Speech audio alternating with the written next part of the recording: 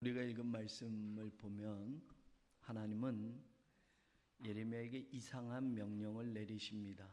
그 명령이 뭐냐면 성전에 있는 방에 레갑 사람들을 데리고 와서 그 방에서 한번 레갑 사람들에게 포도주를 좀 마셔보게 해라 라는 것이었습니다. 그래서 5절에 보면 예레미야가 하는 말이에요. 레갑 사람들의 후손들 앞에 포도주가 가득한 종지와 술잔을 놓고 마시라 권하매. 하나님이 예레미야에게 그렇게 시키시니까 예레미야가 성전에 있는 한 방에 레갑 사람들을 불러놓고 포도주를 가득 담은 종지와 술잔을 놓고 마셔라 라고 권합니다. 그런데 6절에 보니까 그들이 이르되 우리는 포도주를 마시지 아니하겠노라. 포도주 안 먹겠다라는 겁니다. 이유가 뭔가? 레갑의 아들 우리 선조 요나답이 우리에게 명령하여 이르기를 너희와 너희 자손은 영원히 포도주를 마시지 말며. 우리 조상 가운데 요나답이라는 선조가 있는데 그 선조께서 우리 후손들에게 포도주를 마시지 말라고 했다라는 겁니다. 그런데 그것뿐만이 아니라 더 나아가서 7절에서 10절을 보면 너희가 집도 짓지 말고 파종도 하지 말고 포도원을 소유하지도 말고 평생 동안 장막, 텐트 생활을 해라. 그래야만 너희가 사는 그 땅에서 너희 생명이 길리라 라고 말했다라는 겁니다. 그래서 이제까지 우리 조상 레갑의 아들 요나답께서 말씀하신 대로 우리는 우리 자식들과 우리 아내와 우리 모든 후손들은 평생 동안 포도주를 마시지도 않았고 살 집도 짓지도 않았고 포도원이나 밭이나 종자도 가지지 않았고 장막, 텐트 생활하면서 우리 조상 요나답께서 말씀하신 그 명령을 우리는 이제껏 지켜왔습니다. 그렇기 때문에 포도주를 못 먹겠습니다 라고 말하는 겁니다. 여러분, 요나답은 북왕국 이스라엘 예후 아합 왕의 몰락 그 시기에 예후 왕조가 시작되어졌을 때 있었던 인물입니다.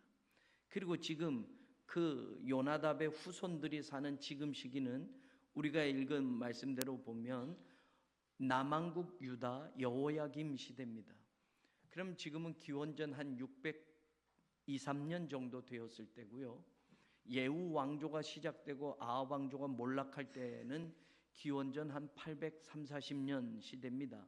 그럼 여러분 시기적으로 보면 230-40년 동안 이 말을 지켜왔다라는 겁니다. 굉장한 거죠. 요나답이 할아버지나 증조 할아버지나 이런 가까운 조상이 아니라 230-40년, 250년 가까운 세월 이전의 조상이었고 그 조상이 후손들에게 남긴 말을 250년 가까운 세월을 지켜왔다라는 겁니다.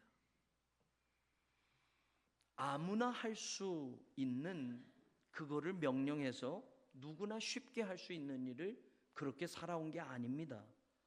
포도주를 마시지 않는다. 우리의 삶하고는 조금 다르긴 하지만 여러분, 팔레스타인 땅에서 포도주는 음료와 같은 겁니다. 잔치 때나 늘상 먹는 게 포도주였고 또 제사를 드리거나 이런 것과 관계되어서 포도주를 음용하는 건 일상적인 그리고 종교적인 생활 속에 맞물려 있는 것이었습니다. 그런데 그 포도주를 마시지 않았다? 쉽지 않습니다. 살 집을 짓지 않았다. 여러분, 집을 짓지 않고 텐트 생활을 한다? 여러분, 이것 또한 240-50년 가까이 지킨다? 쉬운 일이 아닙니다. 모두가 이스라엘 백성들이 가나안에 들어가기 전에 애굽에서 나와서 광야 생활을 할 때는 집 짓는 사람 아무도 없죠. 광야에다 모두가 텐트 생활을 했습니다. 그때는 너도 나도 텐트 생활을 하니까 다 괜찮고 그런 삶이니까 곧 떠나야 하고 또 내일이면 텐트를 걷어서 하나님이 가라고 하면 가야 되기 때문에 그 시절에는 텐트 생활이 맞아요. 그런데 이제는 가나안 땅에 정착해서 사니까 텐트 생활하는 사람이 없습니다. 다 집을 짓고 산단 말입니다. 그런데 이 요나답의 후손들은 200년이 훨씬 넘는 세월 동안 자기 조상이 말한 그 말대로 집을 짓지 않았다라는 겁니다. 그리고 텐트 생활을 했습니다. 포도원 경작도 하지 않았고 그리고 포도원 밭도 소유하지 않았다라고 말합니다. 이 말을 할 때에 히브리어로 로라는 부정어, 영어로 하면 not, 안 된다, 뭐 이런 강조형의 로라는 이 단어가 4번 쓰여졌습니다. 포도원을 소유하지도 말고 우리말로는 그 부정어가 3번 쓰여진 것처럼 해석이 되어 있는데 포도원을 소유하지 말고 이렇게 번역이 되어 있지만 정확하게 히브리어는 경작을 하지 말고 포도원을 소유하지도 말고 두 가지가 강조되어서 나와 있는 말입니다. 그러니 부정어가 4번 쓰여져 있습니다. 이 말 속에서 우리가 느끼는 건 뭐냐? 강력한 부정 명령입니다. 왜냐하면 십계명에도 뭐뭐 하지 말라라고 할 때 로라는 걸 앞에 두고 뭐뭐 하지 마라라고 강조하면서 명령을 하거든요. 이 4가지의 명령이 그런 식으로 쓰여졌습니다. 그러니 강력하게 하지 마라고 명령한 겁니다. 그리고 여기에 쓰여진 동사가 여러분 아직 완료형이 아닙니다. 미완료형 동사를 썼습니다. 그러니 여러분 어느 한시적으로 어느 때까지만 하지 마가 아니라 계속해서 이 말은 지켜라 라는 겁니다. 우리 후손들은 계속해서 이 말을 지켜라 라고 미완료 시제로 동사형이 쓰여지고 있습니다. 그럼 여러분 한번 왜 하나님은 예레미야에게 레갑의 자손들에게 포도주를 먹여보라고 하셨을까요? 하나님은 이 일을 예레미야에게 시킴으로 무엇을 그 시대에 하나님의 자녀들에게 말씀하고 싶었던 것일까요? 오늘 본문 14절에서 16절 그 이유가 나옵니다. 하나님이 레갑의 아들들에게 포도주를 마셔보게 한 그 이유가 오늘 우리가 읽은 본문 14절에서 16절에 나옵니다. 하나님이 이리 말합니다. 레갑의 아들 요나답이 그의 자손에게 포도주를 마시지 말라 한 그 명령은 실행되도다. 그들은 그 선주의 명령을 순종하여 오늘까지 마시지 아니하거늘 내가 너희에게 말하고 끊임없이 말하여도 너희는 내게 순종하지 아니하도다. 여러분 하나님이 이렇게 말씀하는 거예요. 레갑의 자식들은 레갑의 자손들은 자기 조상이 포도주를 마시지 말라라고 명령한 것은 지금 240~250년 동안 지켜왔는데 내가 내 백성들에게 내가 하나님의 자녀들에게 말한 그 말은 끊임없이 말했고 계속해서 말해도 이스라엘 백성들은 순종하지 않았다라고 말씀하는 겁니다. 레갑의 아들 요나답의 자손은 그의 선조가 그들에게 명령한 그 명령을 지켜 행하나 이 백성은 내게 순종하지 아니하도다. 종살이하던 애굽에서부터 인도해서 하나님의 백성으로 삼아 주시고 젖과 꿀이 흐르는 가나안 땅에 정착하여 지금까지 살아오게 하면서 하나님은 근 800~900년 동안을 이 긴 시간 동안을 하나님의 말씀을 계속해서 주고 순종하며 살기를 바라셨지만 이제 나라가 망하는 조짐들이 보이는데 그런 안타까운 현실이 계속 피부로 느껴지는 상황 속인데 하나님의 말씀을 듣고도 순종하지 않는 유다 백성들의 모습, 이미 북왕국 이스라엘은 멸망했습니다. 아수르에게 처절하게 망해서 충분히 반면 교사가 될 터인데도 남왕국 유다는 이제 여호야긴 시드기야로 망하게 되는데 얼마 남지 않은 시간 동안 그런 망국의 조짐이 보이는데도 유다의 왕들과 백성들은 하나님의 말씀을 듣지 않는 겁니다. 지금까지 800~900년 동안을 선지자를 보내고 또 말하고 또 말을 했지만 너희들은 순종하지 않고 있구나. 레갑의 자손들은 자기 조상이 한 말, 그 말을 230, 40년 동안 지켜오는데 나는 800년 동안을 끊임없이 이야기해도 너희들은 내 말에 순종하지 않구나. 그럼 여러분, 우리가 한번 묻는 거예요. 하나님은 한 조상이 말한 것을 지키는 이 가문을 유다 백성들에게 소개하면서 자기 조상이 말한 것도 이렇게 힘써서 지키고 있는 이 가문을 이야기하면서 반대로 800년, 900년 동안 하나님의 말씀을 끊임없이 전하지만 그 말씀을 듣지 않는 지금 하나님의 백성들의 그 현주소를 예레미야를 통해서 비유로, 아니 현실적으로 확연하게 보여주게 했던 겁니다. 왜 레갑의 아들 요나답은 자기 후손들에게 그런 명령을 내렸을까요? 포도주를 마시지 말아라, 집을 짓지도 말아라, 경작하지도 말아라, 포도원을 소유하지도 말아라. 여러분, 자기 자식들이 잘 살면 좋지 않아요? 여러분이 혹시 여러분의 자식들에게 너는 절대로 집도 갖지 마, 포도주 마시지도 마, 땅도 사지 마, 그리고 앞으로 텐트 생활을 해 라고 한다면 어느 자식이 그걸 지키겠습니까? 그리고 어느 부모가 자식들이 그렇게 가난하게 살고 그렇게 어렵게 사는 것을 어느 부모가 그 삶이 중요하다고, 그게 맞다고, 그렇게 살아야 된다고 어느 부모가 그렇게 말할 수 있겠습니까?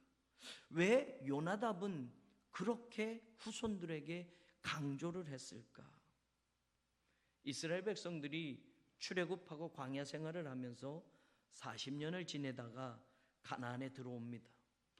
광야 생활 40년과 가나안에 들어와서 사는 삶은 완전히 달라집니다. 광야 생활은 떠돌이 생활이라 텐트 치고 여기저기 하나님이 이끄시는 대로 가야 됩니다. 그러니 살림살이가 조촐하고 단촐해야 됩니다. 살림이 굉장히 많으면 이동하기도 힘들고 여러분 여기저기 옮겨 다니기도 힘듭니다. 그러니까 단촐하게 살림을 가지고 살아야만 됩니다.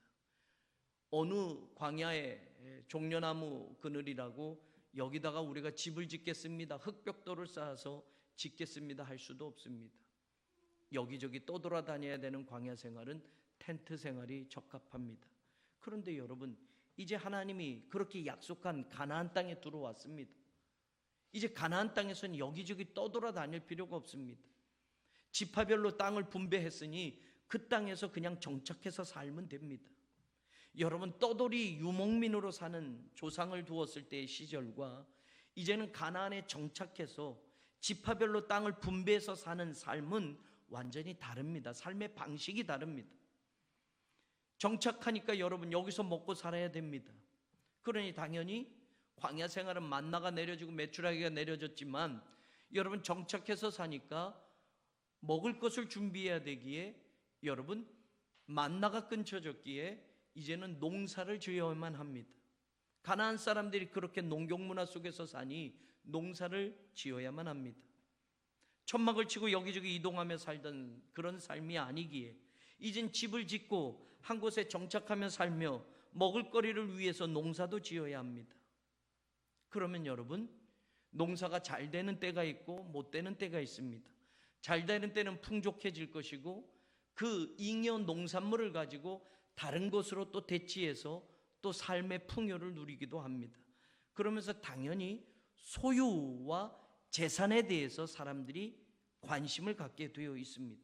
땅이 많아야 많은 농작물을 갖게 되는 것이고 많은 농작물이 생산이 되어야 그만큼 삶이 윤택해지기 때문에 그렇습니다. 잉여 농산물이 생기면 그것을 또 축적해 놓기도 해야 합니다. 그러면 그만큼 부가 증가되기도 합니다.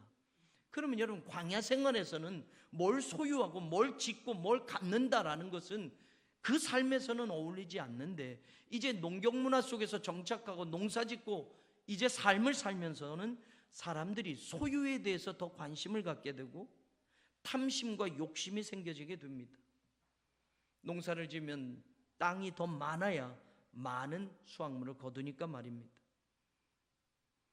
더 많은 땅을 혼자 지을 수 없으니 노비도 노예도 거느려야 되지요. 그러니 노예도 사야만 됩니다. 돈도 필요합니다. 수확된 곡식을 저장해 두는 창고도 지어 두어야 합니다. 저장해 두었다가 곡식값이 오를 때 팔면 돈도 많이 벌기 때문에 그렇습니다. 여러분, 점점 삶이, 가나안 땅에서 사는 삶이 소유에 집착하는 삶으로 바뀌어집니다. 여러분, 문화가 그렇게 바뀌어지는 겁니다.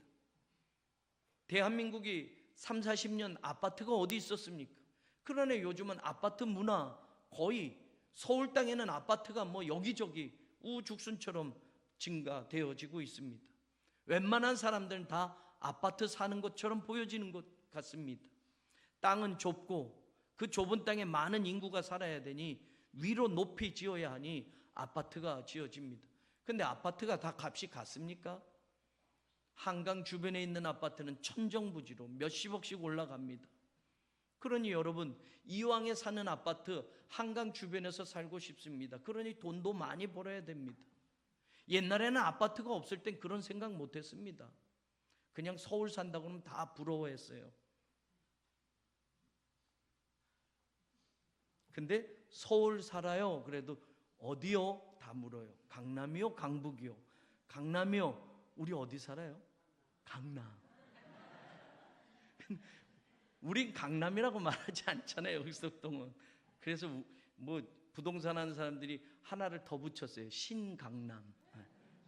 저쪽 강남은 옛날이고 이제 이 흑석동이 뜹니다. 그래서 뜨긴 뜨나 봐요. 값이 너무 비싸지니까. 안타까운 거 우리 교회들이 자꾸 떠나는 거예요. 너무 비싸니까. 너무 비싸니까. 가나안 삶도 마찬가지예요. 이스라엘 백성들은 완전히 달라진 삶의 문화 속에 들어가게 됩니다. 그러면 그 문화에 젖어들게 되면 변하는 것이 또 한 가지가 있습니다. 종교도 변하게 되어 있습니다. 왜냐? 농사를 짓잖아요. 가나안 사람들은 대부분 농사를 짓고 살았습니다. 그러니 농사와 밀접한 신은 풍요의 신 바알과 아세랏, 아스타롯, 가나안 사람들이 섬기는 그런 신들이 자꾸 이스라엘 백성들의 눈에는 들어오는 겁니다. 그들이 그들의 신들에게 제사하는 것들이 자꾸 가까워지기 시작하는 겁니다. 왜? 이스라엘 사람들도 조상은 아브라함은 유목민이지만 이제는 농사 짓고 살아야 되기 때문에요. 농사 짓는 법도 배워야 하니 가나안 사람들하고 알아야 되겠고요. 여러분, 농사를 이왕에 지려면 풍요롭게 풍작을 해야 되기 때문에 가나안 사람들이 섬기는 신이 농사와 관련된 신이구나라는 걸 이스라엘 사람들은 그 문화 속에서 접하게 되는 겁니다. 그러니 하나님 신앙이 변질되어지기 시작합니다. 타협되어지기 시작합니다. 이스라엘 백성들은 우상 숭배가 이제는 너도 나도 바알 신을 섬기는 것, 아스타롯을 섬기는 것, 아세라의 목상을 세워놓는 것, 이게 자연스럽게 그들의 삶의 문화 속에서 받아들여지게 되는 겁니다. 남왕국 유다보다 먼저 망한 북왕국 이스라엘은 바알 신앙의 최고 정점에 있었던 그 왕이 바로 아합 왕이었습니다. 아합 왕은 시돈 사람 엣바알의 딸 이세벨과 결혼을 합니다. 정략적인 결혼을 하죠. 시돈의 왕 엣바알의 딸과 결혼을 하는데, 엣바알은, 시돈 왕 엣바알은 당시 가나안 문화 속에서 영적인 바알 신앙의 제사장 역할을 했던 사람입니다. 그러니 여러분, 시돈의 이세벨이 이스라엘로 시집을 옵니다. 그러면 여러분, 몸만 옵니까? 자기가 섬기는 신까지 다 가지고 오는 겁니다. 그 신을 섬기는 제사장들까지 다 데리고 오는 겁니다. 그래서 이세벨과 아합이 결혼하면서 여러분, 사마리아 왕국에 바알 신전을 건축합니다. 북왕국 이스라엘 전역에 아세라 상을 세워두게 됩니다.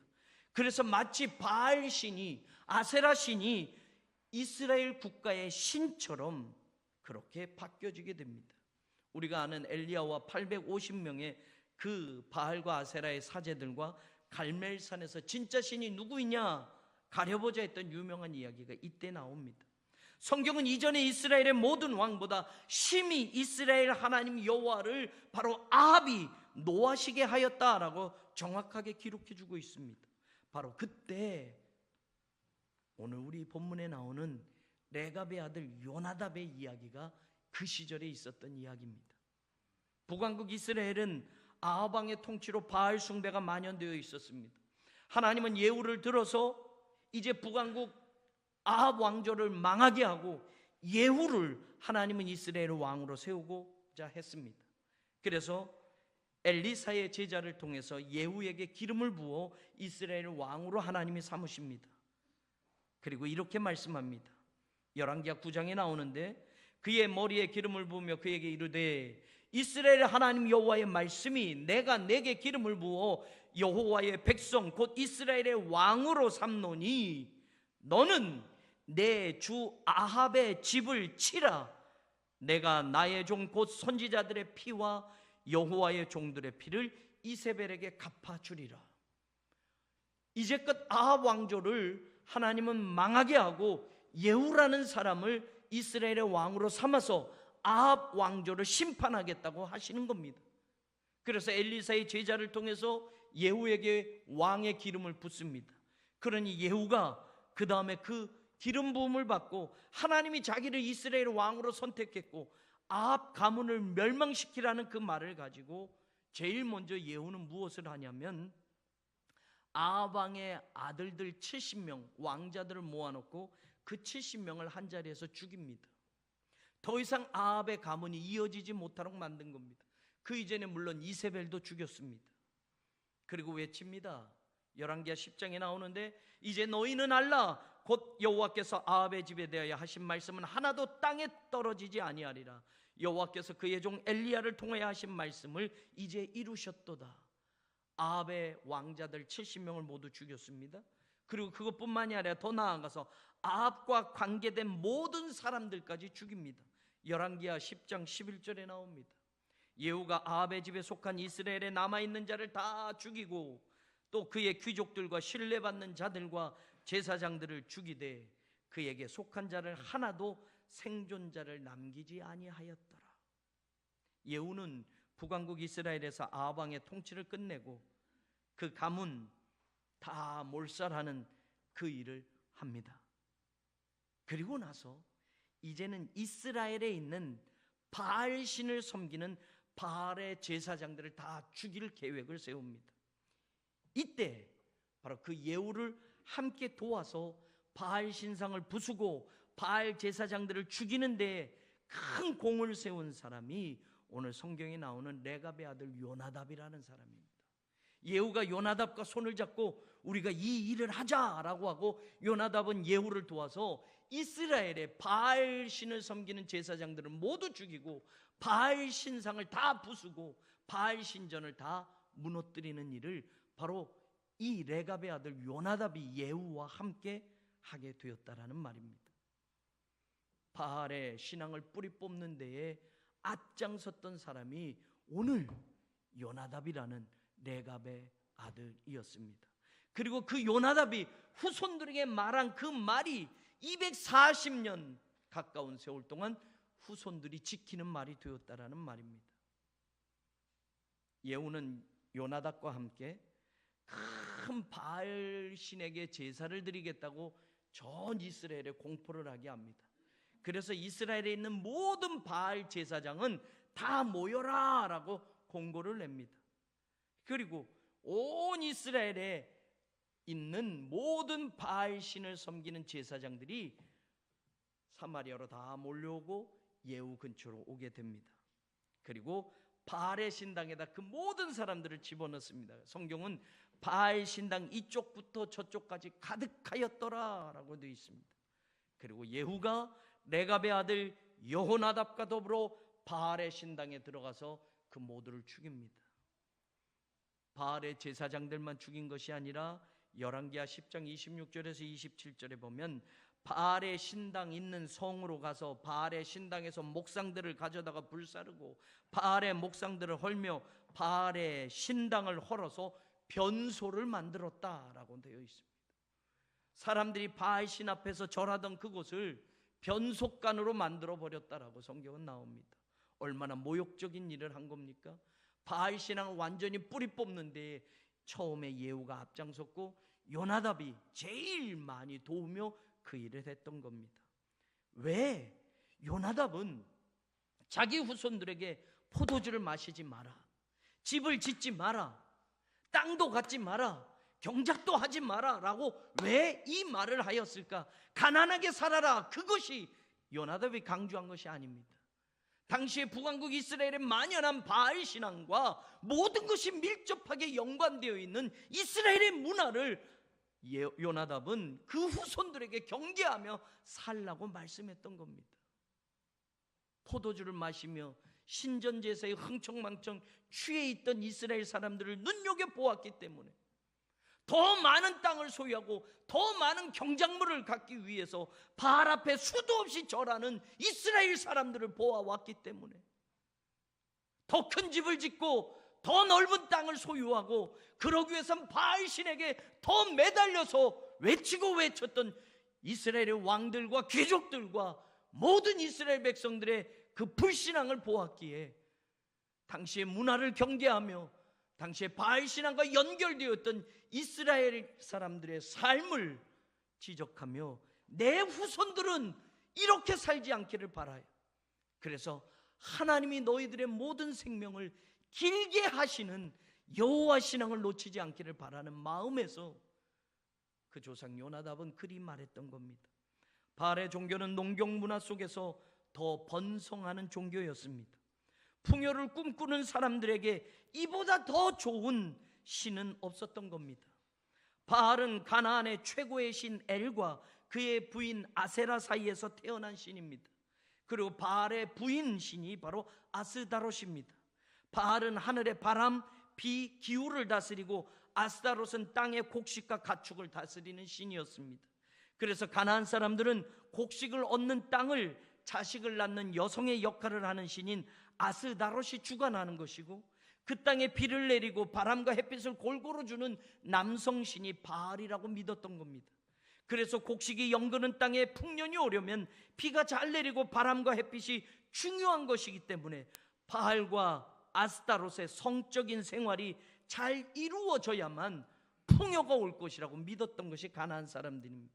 그래서 그들은 이 땅에서 제사를 통해서 제사를 드리는 자들과 신전의 여자 사제들이 음행을 하게 되면 바알과 아스타롯을 자극해서 곡식이 더 풍성하게 연그러지고 더 비와 더 햇빛이 풍부해져서 이 땅에 모든 풍요가 찾아온다고 믿었던, 그래서 그런 제사를 반드시 드려야만 한다고 생각했던 것들이 바로 가나안 사람들의 문화였고 그들의 신앙이었던 겁니다. 다시 말해서 인간들이 갖고 싶어하는 욕심과 물질적 풍요를 채워주고 육적인 쾌락까지 그 제사 속에서 즐기도록 하게 하는 가나안의 바알신 제사는 하나님을 섬기는 이스라엘 백성들이 하나님에게서 등을 돌리고 살아가게 하는 그런 매혹적인 종교였던 것이었습니다. 레갑의 아들 요나답은 이걸 알았습니다. 자기 후손들이 그 생활과 문화에 젖어서 하나님을 잊고 살까 걱정이 되었던 겁니다. 당시에 타락한 이스라엘 백성들과 아합 왕을 보면서 예후와 바알 신앙을 척결하는데 앞장서면서 이런 불행이 우리 자손들에게 대물림되지 않기를 바라며 당시 가나안 생활, 가나안의 문화와 기반이 되는 포도주를 마시며 제사를 드리고 농사를 지으며 바알과 아스타롯을 섬기게 되고 집 짓고 정착하며 물질적 풍요와 세상의 불을 쫓아가며 살게 하는 가나안의 생활을 철저하게 거부하며 너희들이 힘들더라도, 너희들이 좀 불편하더라도, 시대에 뒤떨어져 보인다 해도 그렇게 나의 후손들이 살면서 하나님 신앙을 버리지 않기를, 하나님 신앙을 왜곡하지 않기를 레갑의 아들 요나답은 소원하며 자손들에게 명령했던 겁니다. 그 명령을 그 후손들은 240~250년이 지나도록 지켜왔던 것을 우리는 그냥 쉽게 지나칠 수 없습니다. 어느 순간 기독교는 풍요의 종교가 되어버렸습니다. 예수 믿으면 잘 된다, 예수 믿으면 축복받는다, 예수 믿으면 성공한다로 기독교가 바뀌어졌습니다. 만몬을 경계해야 될 그 신앙이 이제는 만몬이 하나님인 것처럼 숭배하는 시대가 되었습니다. 그래서 여러분, 교회마다 상상할 수 없는 엄청난 큰 부를 교회가 축적하게 됩니다. 교회가 필요하지도 않는 땅까지도 전국에 사게 되고, 교회가 그렇게 필요하지도 않는 돈을 은행에다 집어넣고 있기도 합니다. 모든 교회가 그런 것은 아니지만 우리들 신앙도 마찬가지입니다. 하나님 믿으면 축복받습니다. 하나님 믿으면 성공합니다. 하나님 믿으면 잘 삽니다. 이게 복음인 것처럼 강단에서 선포되어지고 성도들은 그런 복음을 오늘 우리가 들어야 할 복음처럼 착각하며 찾아다닙니다. 어느 교회에서 여러분 아파트 살지 마십시오. 텐트 생활해야 됩니다. 여러분 소유하지 마십시오. 땅을 갖지 마십시오 하면 어느 사람들이 그 교회를 다니겠습니까? 여러분, 레갑의 아들 요나답이 말하는 건 차원적으로 이야기하면 가난하게 살아라가 아닙니다. 여러분, 당시에 가나안에 살던 모든 이스라엘이 착각하며 물질적 풍요를 쫓고자 할 때 하나님을 버리고 바알을 섬겼던 모든 사람들의 불신앙과 타락을 보면서 물질적 풍요를 누려도 하나님을 잃어버리는 불쌍한 인생이 되기보단 그 풍요를 잡지 않아도 가난하게 살아도 불편하게 살아도 하나님의 신앙을 놓치지 않는 내 자녀들이 되고 후손들이 되기를 바랐던 믿음의 선조, 그랬기에 그는 예후와 함께 바알 신앙을 척결하는데 가장 앞장섰던 사람이었던 겁니다. 오늘 이 시대의 레갑의 아들 요나답과 같은 믿음의 조상이 바로 여러분들이 되기를 주의 이름으로 축원합니다. 삶의 풍요보다 하나님 신앙을 더 본질적으로 중요하게 붙들 수 있는 거룩한 하나님의 백성들이 되기를 원합니다. 저는 우리 교회가 그런 교회가 되기를 소망해요. 교회가 건물이 커지고요, 사람들이 몰려온다고 착각하지 않는 우리 교회가 되고 착각하지 않는 목사가 되기를 바랍니다. 그게 교회 부흥의 척도가 아닙니다. 사랑하는 여러분, 교회가 해야 할 일이 무엇입니까? 교회가 이 땅에 왜 존재합니까? 오늘 그리스도인으로 불리움받은 우리가 무엇을 해야 합니까? 돈 많이 벌어 성공하는 게 하나님이 우리를 위해서 십자가에 못 박아 죽으신 이유입니까?